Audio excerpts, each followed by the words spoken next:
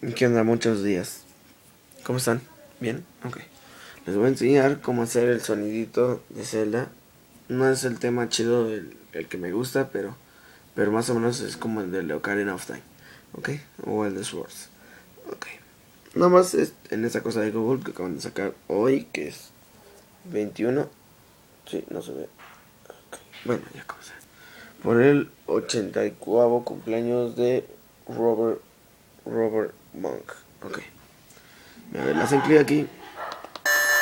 Después la tocan con los números.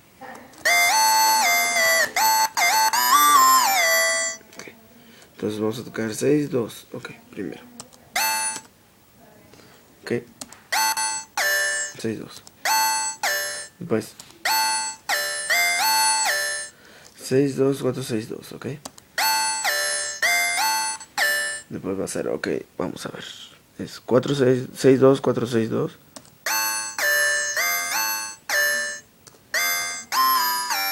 Ok, eso es 4, 8, 7, 5. No puedo tocar muy rápido porque si lo toco muy rápido no se oye muy bien. Entonces como que no se oye. Ok.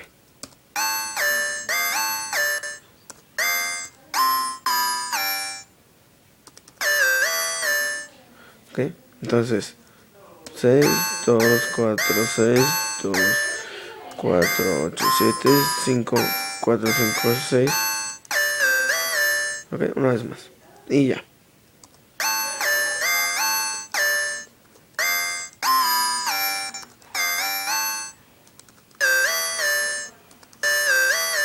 Ok. No sé muy bien, pero ahora.